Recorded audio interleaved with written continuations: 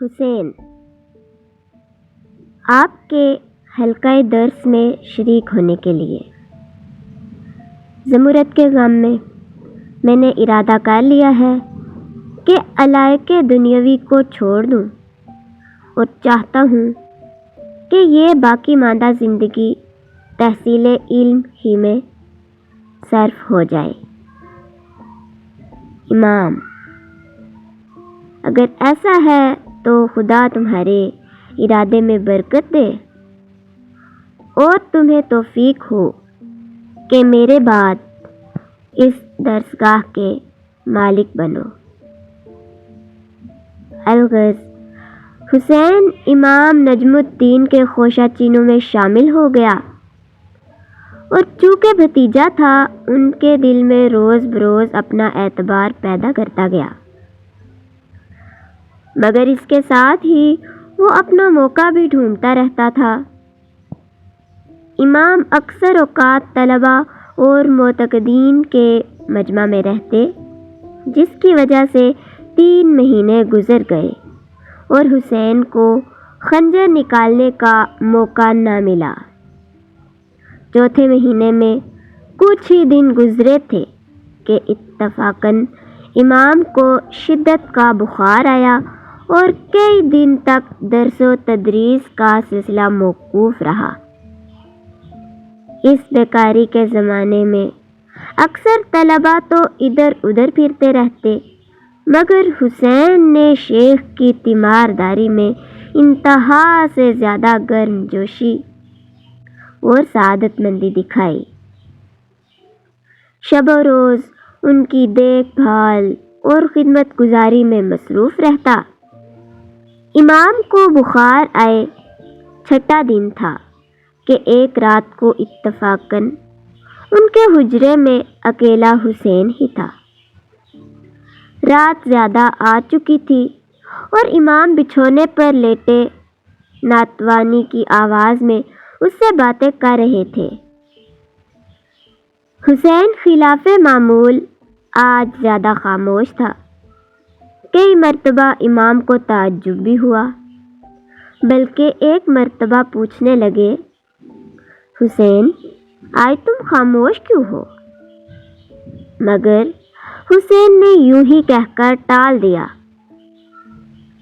حسین ساکت تھا اور باہر نکل کے تاروں سے دریافت کرتا تھا کہ رات کتنی آئی۔ آخر آدھی رات گزر گئی اور حسین کو اطمینان ہو گیا کہ اب صبح تک کوئی نہ آئے گا۔ اس بات کا یقین کر کے اس نے حجرے کا دروازہ خوب مضبوطی سے بند کر لیا اور پاس جا کر دیکھا تو امام کی بھی آنکھ لگی تھی۔ دیر تک کھڑا ان کی صورت دیکھتا رہا۔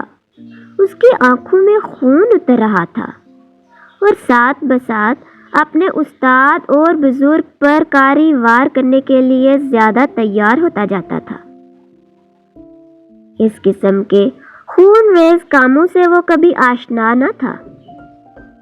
دل کو زور دے کر ابھارتا تھا، مگر خیالات ایسا پلٹا کھاتے کہ بار بار ہمت ہار دیتا۔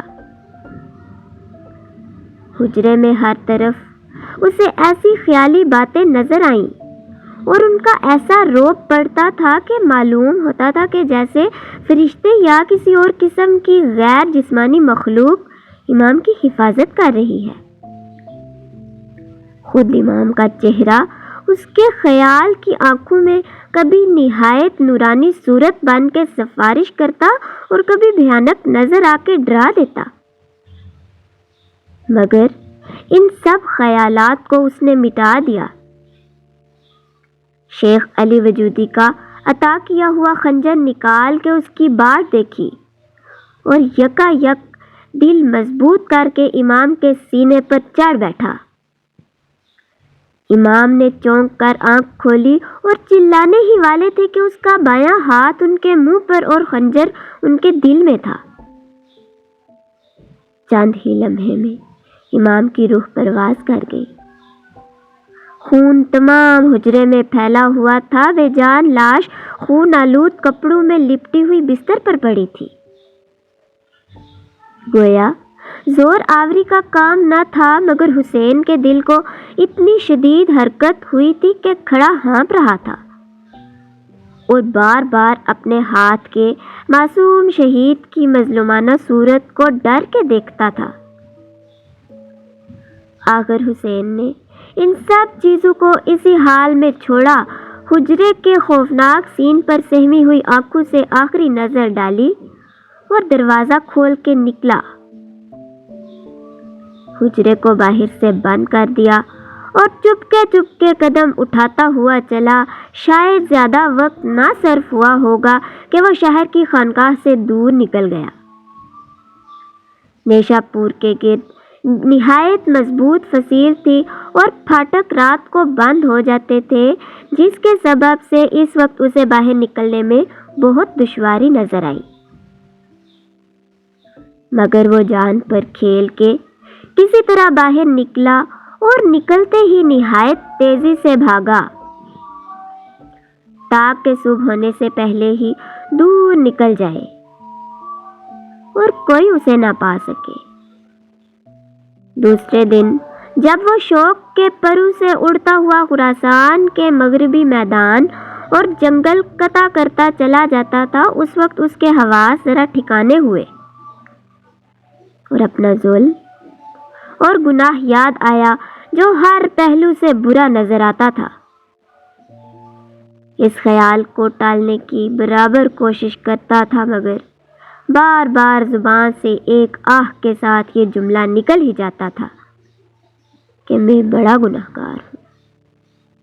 اس کا دل اور اس کا ایمان اس پر لعنت کرتا رہا۔